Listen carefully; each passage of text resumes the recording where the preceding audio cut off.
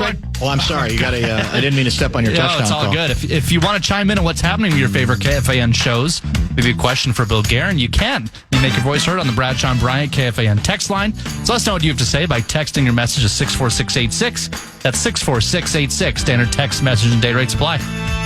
We are expecting Bill Guerin to call the hotline any minute as we speak.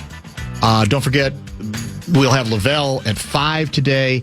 Ben guessing to get some early draft talk, because now I think it's ratcheting up again. The draft, of course, is next week, late next week. So we'll include him into the discussion at 5:30 as well. Got a lot of texts responding to our conversation with Kevin Harlan. Todd writing, Harlan's expression about his dad are beyond description. Profound, gave me goosebumps, literally. Yeah, it was him talking about the last minutes, last seconds, with his father, with his dad's hand in his hand. Just a remarkable story and so well put. And I texted him after we were done that I think he already knows this, but every time we have him on, the texts I get, emails we get, tweets we get, just remind everybody that Harlan, for people who grew up with listening to him do games or watch him do games, they're never forgetting him. The bond that can sometimes take place between a broadcaster and a fan base in this case, they ain't nothing like it. And they show up every time he is on with us. It doesn't matter how many decades go by. Now, eventually, I guess, those folks will no longer be with us either, but they stay with it. And he just had that kind of impact. There's no question about that. Bradshaw and Bryant KFAN text line is open at 64686. If you have stuff you'd like to see us get into with Mr. Guerin, also with Lavelle, and as I mentioned, maybe even some draft stuff too. So we will talk in a lot of depth about the decision announced earlier today that gobsmacked me. I fully believe that the Wild needed to start the kid in game one, but I was fully convinced that they were going to go the other direction. Partly, I think I was guided by what people who cover the team were inclined to believe. So that news did break earlier today, and it makes for a fascinating subplot. We knew this whole week that story was going to sort of fuel a lot of discussion heading into game one, which, of course, you can hear on the Fan tomorrow afternoon as well. What are we calling it? It's a 4:30 start Central Time for your Wild Club, and I think it's a 15-minute pregame show. Maybe it's a half hour. I don't know. But in any case, it's irrepressible. You can't ignore this story. It's got all the interesting angles to it. Ultimately, is there a right answer? I can say I think there is. But in truth, what have we always said? The players always have the last word on this. And in this case, it would be the players, not just who play for the Wild, but who play for the Stars, too, can have great impact on what will take place starting in game one tomorrow. And by the way, an interesting contrast in hockey for the FanDuel broadcast is on tomorrow, correct? They are, unlike in basketball where there's no such thing as regional or local TV broadcasts anymore with the new deals, hockey, you will still have that option. In addition, I assume, to, do we black out? Is the national one blacked out here under a situation like that? I would imagine that's the case. I think it's the first round the NHL still gets to regionals, and then once after that, then it goes national. And even as recently as last year, that's how it was with the NBA. You could only broadcast, I believe, first round, and now even that has been taken away, much to the frustration of many. Any luck on we doing negotiating with Billy? We're doing some negotiating around and about Sickman text. Good. Yeah. Okay. We'll figure it out. Hopefully, yeah, we got some time to play with here. If necessary, we could even get get ahead of it from a break standpoint to give us a little more time. That's also true. That's also true. By the way, When we say 4:30, that's when the broadcast starts. Let's be honest. The puck drop will probably be closer to like 4:45 or 4:50, just like with the Wolves.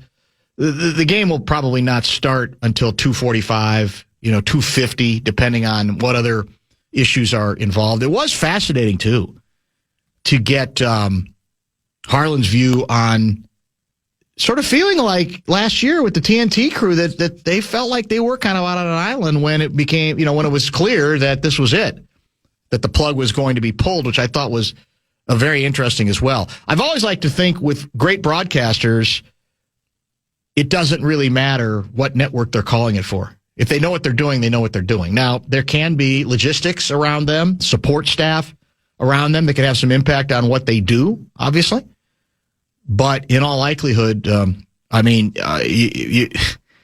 is no network on which Harlan's going to sound bad because he's just such a terrific broadcaster. And the peg for us specifically is he is doing game one, Wolves game one on Prime tomorrow. And then I think he said he's doing the Thursday game as well here. So he will be in town next week to broadcast that game too. And he did even get into, there has been some frustration about, some technical issues when it comes to online, Prime in particular. And I get it. I mean, people, if you're going to make the kinds of changes that all these changes, suggest or confirm, the one thing you want is available, but you want to be able to watch what you want to watch. If it's the old deal, well, you're going to make it harder for me. I got to figure out what network or what stream I'm on, this game as opposed to the next game as opposed to the next game. Then if you're going to make me work that hard, the least you can do is make the game available. I don't want to miss a minute and a half because you've got some kind of power issue or some kind of technical issue or whatever the case may be. Guardsy's conscience checks in. Had Bill Guerin on Beyond the Pond, just replay that. Bill would prefer it anyway. Jeez. I'm told. Guardsy's conscience, of course, is one of the burner accounts for KFAN, who was just in here. Was he in Program Password? He was. Big win. He won it? He won. Who was he on with? Pat Micheletti. He was against Pat. I believe it was Common and Pat. Okay. Lil B and Fallness. Oh, so yeah. Lil B won it. Realistically. Well, I mean, that's the... Well, it takes two to tango. Yeah, I guess it does. That's, a lot of good texts already coming in. Well, I'll tell you what, maybe we go ahead and pause here. I think so. Try to get ahead of it a little bit. We're still trying to find Mr. Guerin. I think we're going to get to him. I feel pretty good about that. And as I said, Lavelle and Ben Gessling. So we'll cover pretty much everything. More hockey, more basketball, and even some draft stuff because now it is indeed right around the corner. Playoff time calls for Carboni's Pizza, game day fuel since 1954. You can feel your Game 1 playoff party this Saturday by ordering at carbonispizza.com. I wonder what day we should start the bumper-to-bumper countdown to the draft day, where it's just in the background, the entire show, just a ticking noise that's 1 second closer to the start of the draft. It starts Thursday, correct? I believe so. I think it's in Pittsburgh, Pennsylvania this year. We want to host this thing, so we want our school system shut down for a week in order to get it done. Gessling is going to join at 5:30 to talk early draft, one could say, and maybe some other leftover items that might be of interest to Vikings fans and National Football League fans as well. A lot of good questions are coming in for Billy Guerin, who we can't find right now. So my theory... give me theories via the Bradshaw and Brian KFAN text line on what is holding up Bill Guerin at the vestibule right now. Is it he's pouting about the goaltender decision because he didn't agree with it? Is it something more innocent? He just took a nap and fell asleep? Is he garnering new information about the status of our guy Quinn Hughes? The latest information is Hughes was not on the team plane yesterday with the rest of the team, and it was flying in later this afternoon, I think was the plan, from Minneapolis to Dallas. The team continues to say they fully expect him to play. They fully expect him to play with Game 1 tomorrow. So that's among the topics that we will indeed get to with Mr. Guerin, who now indeed joins us via the Connecticut Water Systems hotline. We played a little game on the air about what was holding you up. I didn't think it was a trade because I didn't think you could make any more this time of year. I thought it might be you took a nap and just didn't wake up on time. Yeah, that was it. Is that it? I was right? You were right. That's nothing controversial about it. You got it. Yeah, that's okay. Nothing wrong with that. Yeah. Smart guy. Yeah, well, I get about 1 out of 10. It's very interesting. Well, let's start with let's get the injury stuff or illness stuff out of the way as much as you can tell us. The Quinn Hughes story. The latest information I've read is that he was not on the team plane, was flying in today. I don't know if he is yet in, but is coming into Dallas today, and you still do fully expect him to participate in Game 1. Is that accurate? Anything you can add or subtract from that? No, that's accurate. He's coming in today. He'll play tomorrow. And you guys are always very mysterious about illnesses and injuries, whatever, which is fine. I don't need to pry on that. But is it the kind of illness that is concerning? I mean, is it a bug where you go, God, it might be dehydration issues, might affect that he's at 100%? What can you tell us about, how can you, I guess, assure Wild fans that they're going to get the guy that you all think you got when you made the trade? Oh yeah, no, there's no. He just needed the rest, okay. And we just thought it would be better if he just stayed back and then, just didn't really, push himself to do anything, and he's feeling much better, and good. He'll be fine. Good. So let's get to the goaltender decision. I had Russo yesterday, and I actually I sort of laid out the text exchange between you and me that I had started yesterday, and he read it into it, or maybe it was the day before. What he read into it was, in his mind, confirmation that Gus Bus was going to be the starter. Because I'd said I thought the way to go would be with the kid. You kind of played it as usual, very close to the vest. What insight can you give us? I mean, was the decision made earlier today? Was it made earlier in the week? Give us some insight on how you get to that announcement or that decision. Yeah, honestly, it's really just like any other important decision that you have to make. Like, we involve, the coaching staff, obviously, Freddie Shabbat, and, has a large voice in it because he's the goalie coach. Sure. John is the head coach. And then, I can give my opinion. My assistant GMs can give theirs. I think, it's just like any other, kind of important decision that you would make, and you just, you don't just go rogue and just say, no, this is what we're doing. I don't care what anybody else thinks. You have to talk it out, and you have to, weigh all the pros and cons and then make your decision. Was it the decision made today? Yes. It was today. Does that in any way mean that possibly there was a different conclusion reached early in the week and you guys thought about it some more and then the decision was made to go a different way? No. The decision wasn't made earlier in the week. Like I said, I just feel like you have to take your time and kind of go through it, and you don't have to just jump right to it. Just I don't know, just to get an announcement or something like that. No, we had time. Do you agree with the decision? Yes. Okay. And give us a sense of what goes into that. Because I said, it's part of what I texted you, that ordinarily I think the more prudent move you could argue is to take the bigger picture and the experience and say, no, you know what? We're not going to overreact to what maybe we've seen most recently.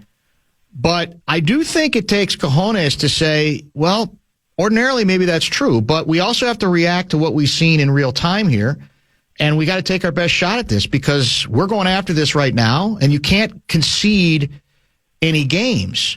So what ultimately do you think led to this decision? Was it literally what we saw from the two goalies down the stretch where you say, we kind of got to go with the guy who has been lately at least playing better? What goes into it?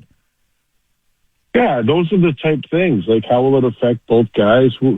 But in the end, it's who we feel is going to give us the best chance to win tomorrow. Mm-hmm. And then the next day, and then the next day, and you continue going on. Who's going to give us the best chance? And that's really the way it is. It's and we're fortunate because we have two goalies that we have confidence in and play at any time. So it's a decision that has to be made, and you make it, and you stand by it, and you move on, and then we'll see what happens. We'll see what happens tomorrow, and then we'll keep moving on. Does the mental makeup of the guy you're choosing to sit have any impact? In other words, if you view that person as that, look, you like to think everybody responds 100% the same way to everything, but and I know that's not the real world. Human beings are different. So I guess what I'm asking is, does how you think? Because I would assume Gustafson's disappointed. I would assume it's natural if he were to be that. He has been more of the guy, even though it's been like 60-40. So does that enter into the decision of, okay, well, if we don't use him in game one, do we have to worry about losing him a little bit, where when we do need him, he's not all going to be there? Does that enter into your thinking at all? And should it enter into a coach's thinking, a general manager's thinking, et cetera? Yeah, it does. And I do think it should because, like I said, we have two goalies that we have complete trust in and confidence in. And I just think when you're making decisions like this, I don't know, you have to. I just don't believe that you can be like, oh, who cares how he feels? We're going to just do it. Like, I think you have to be a little bit more thoughtful than that. Get a feel for how it's going to affect him, how it's going to affect his teammates, like everything. I think you have to at least take that into account a bit. And you know what, I will be honest, there are other times where it's just so clear cut. You're just like, well, there's no other choice. Right. That wasn't the case here. We had to make a tough decision. You think it was a tough decision? Yeah. Why? Yeah, just because of all the thought that goes into it. And, like I said, both guys are good. And you can as you weighing the pros and cons, you just, it further kind of, it really shows us that we do have two good goalies because as we go on, there's a lot of pros to both of them. Yeah, absolutely. So let's since Volsted's the guy that you've chosen for game one, and that's all you've chosen him for, we get that part of it. Tell me a little bit about his evolving this year, his development this year, what you have seen that I think in part says to you and presumably, obviously, the coaching staff that we're not worried about the playoff experience. We think he's ready to handle this. We've just seen so much growth, not just in his game, but in his confidence and his attitude and his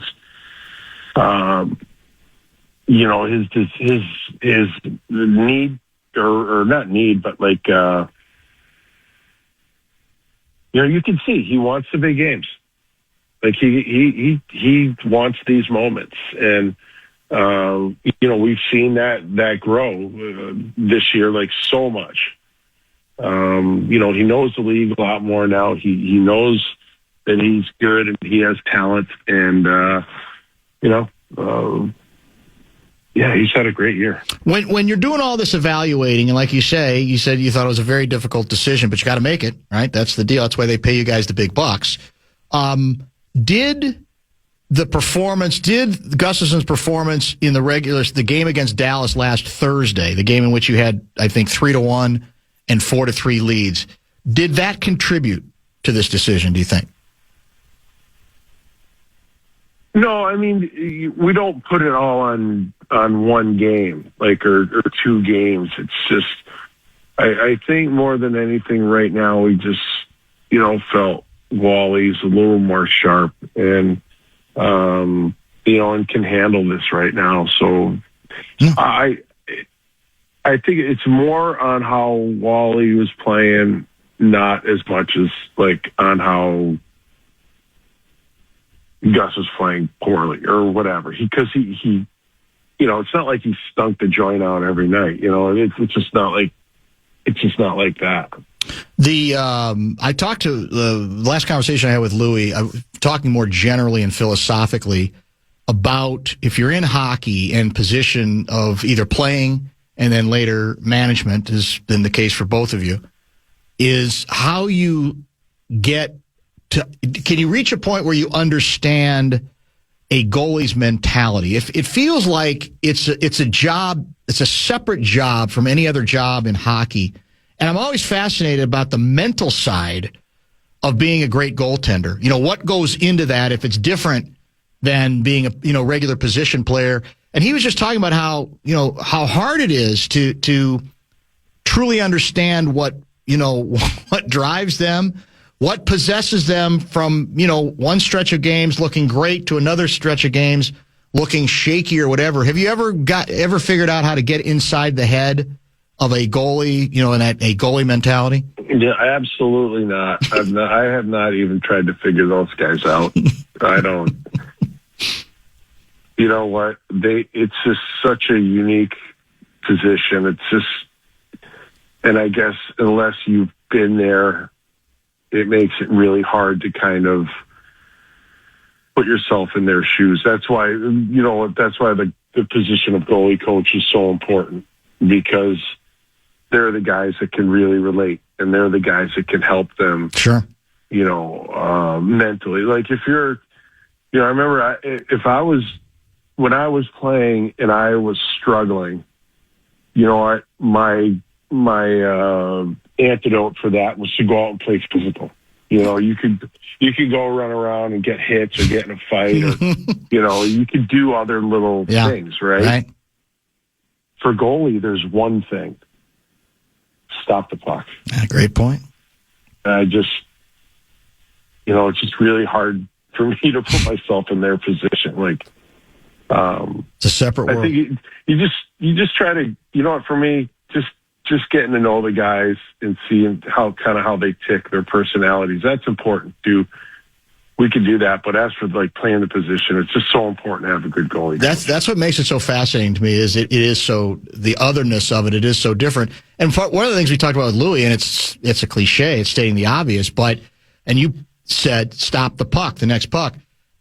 Part of it has to be don't wallow in the puck that you didn't stop, right? Because that's not the goal that's likely to beat you. It's if you're still thinking about it on the next 2 or 3 shots, that's what's likely to beat you, correct? Yes. That's one of the things that can separate great goalies from good goalies, and the ability to just move on. Mm-hmm. It goes in, you see some guys and they'll hang their head, or they'll smash their stick or something. And then you just see other guys that kind of, skate to the corner and back, and it's done, and they're fine because they've got this, inner strength, this confidence, this belief in themselves that the next one's not going in.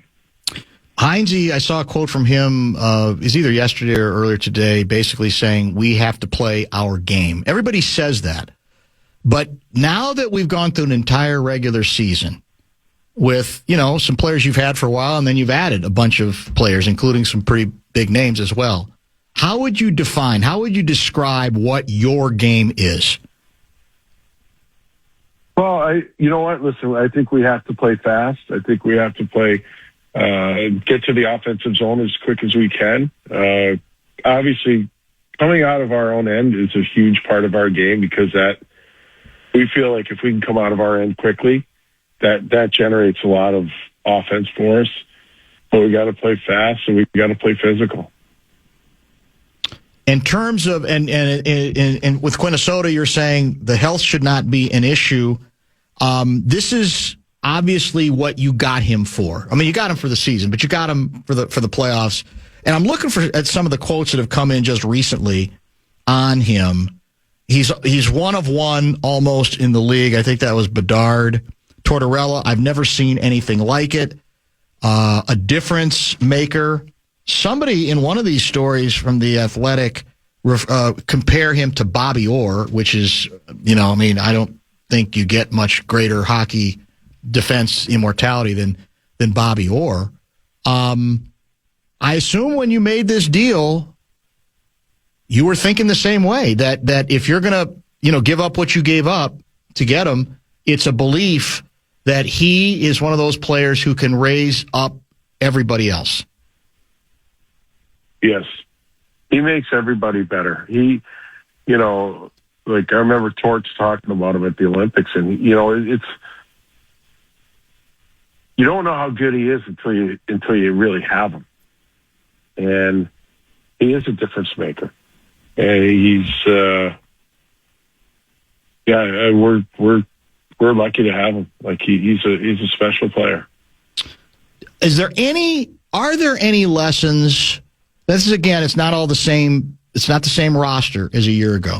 And I know you're not a guy who wants to look back, but you're also a guy who wants to learn, right? And take whatever you can out of a situation to get to a better place. Are there any lessons you think this team could take out of what happened in the postseason last year? Yeah, I agree. There are always lessons. You're always learning. I thought we played really well last year. We had a chance. It's just, you know what? The timing of some of the mistakes that hurt us. Yep.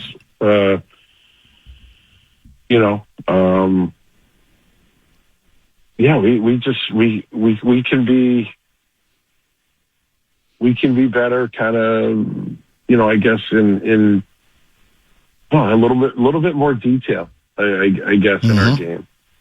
I thought we played really well last year, but there has to be another level.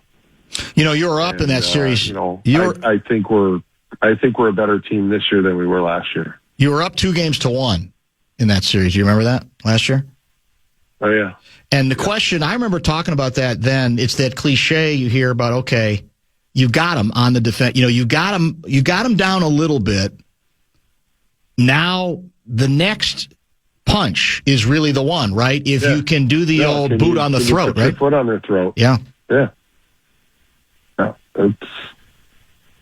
another one. That's a good point. Yeah. That's what's I agree. Yeah. No, is to that killer instinct to be able to put a team away. Are you a bulletin board material guy in general? Not really. I don't know. Well, I bring it up because, to be honest with you, I think that was a bigger deal back when you had to read the paper. And, yes. Like that. There's so much. Yeah. There's so much out there already, anyways, and to be honest with you, the players in today's game they say a lot more than we ever did too, because they don't care as much. I don't think. It just doesn't. I don't know. It doesn't seem like it, but I don't know. That's generational. I think you're right. I try not to get wrapped up in all that crap. I just play the games. Well, I bring it up because a number of texters have asked me to, and this has been on social media earlier today, because what apparently happened is the Dallas Stars, from their official whatever, Twitter handle, whatever, they've got out like a hype video. And there's a lot of North Stars fans who feel offended because the video is sort of the history, goes all the way back to, Norm Green taking the team out of here. They make sure that's in the video. And then it's a history lesson from that point forward. The Stars going on to success, obviously, in Dallas, and then maybe some games between the two teams, whatever the case may be. So some people want everybody on your team to be mad, like you're rubbing it in, reminding us that the team got stolen from us. I don't know. I mean, I watched it. I didn't really think it was particularly, vicious, but it does lay that out. That is the history. It did happen. So is that the kind of thing that offends you or annoys you, or are you bored with it? I'm kind of bored with it. Like, I don't know. It's you can use it like that. Yeah, I'm sure maybe there'll be some guys, but you got to remember, like when that happened, some of our players were not even born yet. Yes. So they don't really. They're not as connected to that pain as the fans. So I don't know. Yeah, if I was a fan, I'd be pissed off, but. And those are sometimes they're things that you can, like, to me, that doesn't make me mad because it's just a little cheap shot or whatever. Mm-hmm. You know what's good about it, though? What you just can't let that stuff bother you. Right. Or if it's going to bother you, you got to use it to your advantage. To the right way. I think the good thing about it is it's a reminder about the bonds that get established between fans and teams, which is your lifeblood, right? I mean, you guys need that people get maybe even irrational about what they remember, and it's because it means that much to them. And I guess you never want to take that for granted, right? Because that's the passion you're looking for. No, I can't. I still, I watched a special on that on YouTube or something. It still blows my mind that they allowed that to happen. I cannot imagine Minnesota without an NHL hockey team. And how honest, I can't imagine how angry people must have been. It is absolutely mind-blowing. So, I hope I didn't come off as taking it lightly. I just don't buy into some BS. But when you think about it, you learn a little bit about it. It's insane that the North Stars ever left Minnesota. I can't even believe that happened. Very counterintuitive. One last question. Billy Guerin joining us from Dallas. Game 1 tomorrow, right here on the flagship FM 100.3 The Fan. Emotion. So you played with emotion. It's an important component for lots of players. But my belief and my understanding in watching from afar is you have to, especially in the postseason, you have to control it. You can't let it control you, because that's sometimes how teams get other teams to make silly mistakes, penalties, get into fracases that end up hurting the cause. What's the secret there to playing with emotion, but to not allow that emotion to control you as a player? Yeah, it can be difficult sometimes, but you just honestly, I don't know the perfect recipe for that, but that is going to be a key for us. That is what winning teams can do. You know what? They can succumb to their emotion at the right time, and then they can hold it at the right time. Because we want to play like 5-on-5 hockey. We don't want to get, involved in these scrums and, you especially with guys that like never fight and never play tough. And all of a sudden they're in a scrum in the playoffs because nobody fights, Yeah.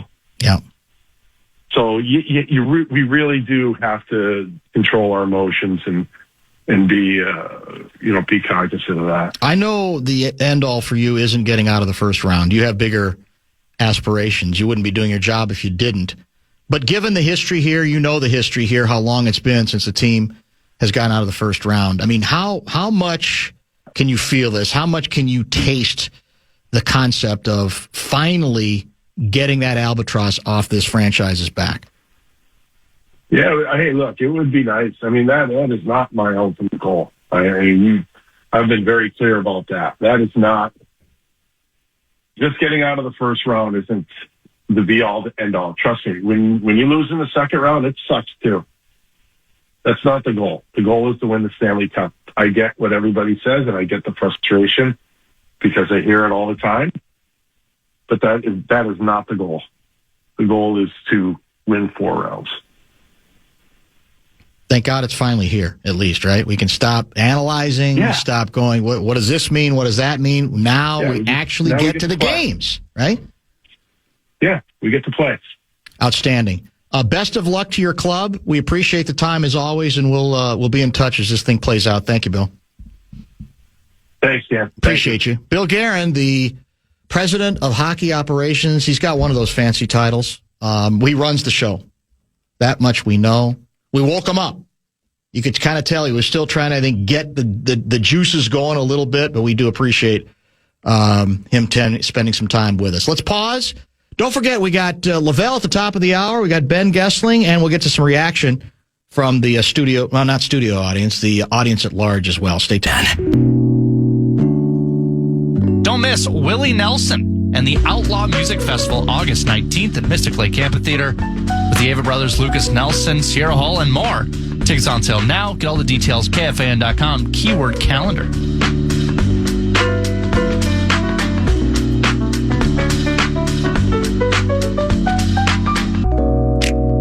Are we getting any snow tomorrow?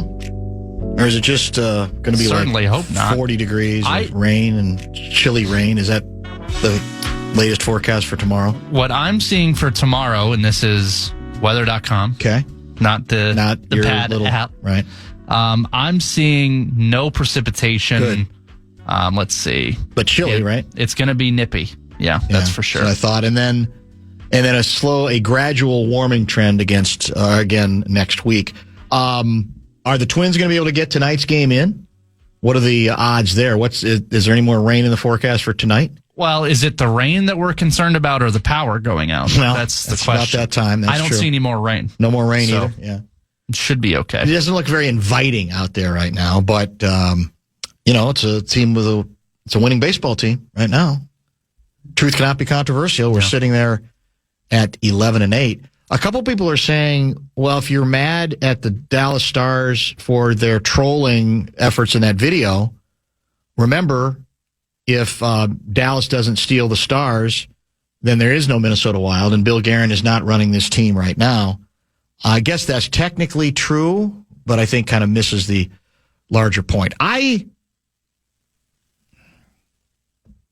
got to tell you, have you seen the video? I didn't think it was that incendiary. Did you? No.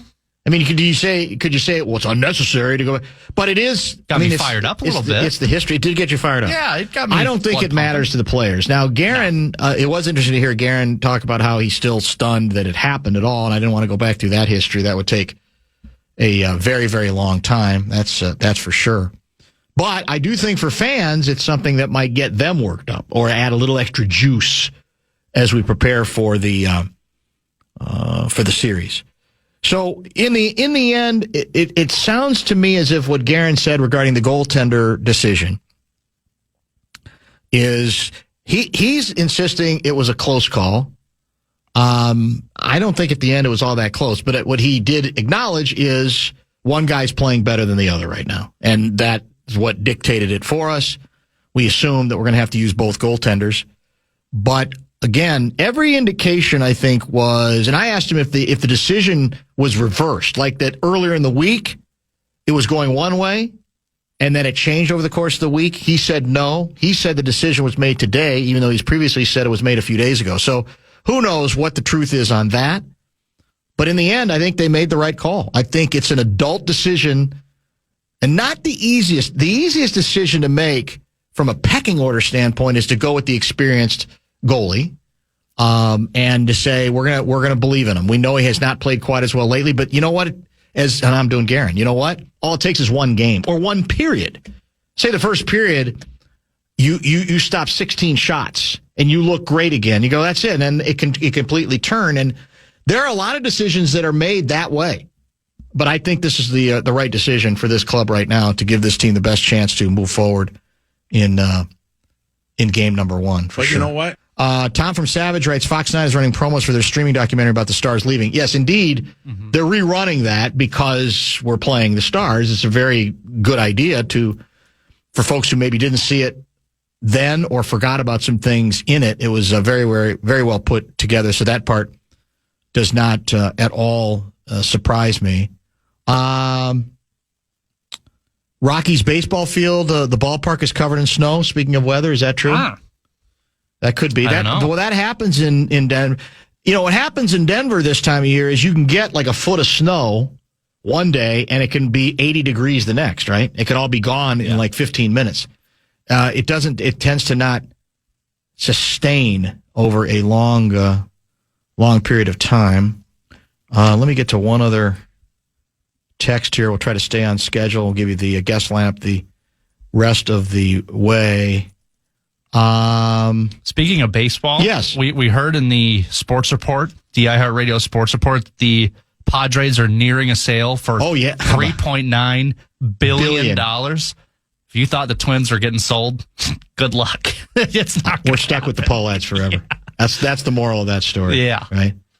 3.9 billion. What were they asking for? 1.7? It wasn't even $2 billion. You're right. Yeah. I don't remember what the number was. I want to say it was like 1.7. Does that disparity make sense? I know it's San Diego. That's a small market. It's a smaller market than here, actually. Yeah. Mm-hmm. It's a rich market. It's California, but that number got my attention too, and I think you're conveying the right message. I think it pretty much says that the Pohlads aren't going away. And man, if you look at like the family tree, there's millions of Pohlads. You know, next generation. There's always going to be another Pohlad. So I think at some point we're just going to have to be resigned to that's sadly what we're going to have to end up dealing with. Not only my lifetime, but your lifetime and the lifetime of kids as well. Unfortunately. Where are we here? Let's get a pause. Oh, one other quick item before we pause. We're going to have Lavelle instead of the top 5 at 5 coming up, and then Gessling at 5:30. I have a couple people who were very frustrated by my intention, and I was very intentional about this, to talk 80% of the time about the goalie decision. All I can tell you is, I'll quote, who's the Miami Heat head coach, basketball coach? What's his name? It'll come to me in a minute. I see his face. Just the other day, he said, I apologize for nothing. I apologize for nothing. It's easily the number one story. We're well aware that there are other aspects. Spoelstra, thank you. Yeah. Obviously, there's other aspects, which we got to in good time. We know what we're doing. This is not our first rodeo. But if you can't appreciate the significance of this situation and the unusual nature of what is taking place, and for me, the fascinating tentacles to it, I can't help you.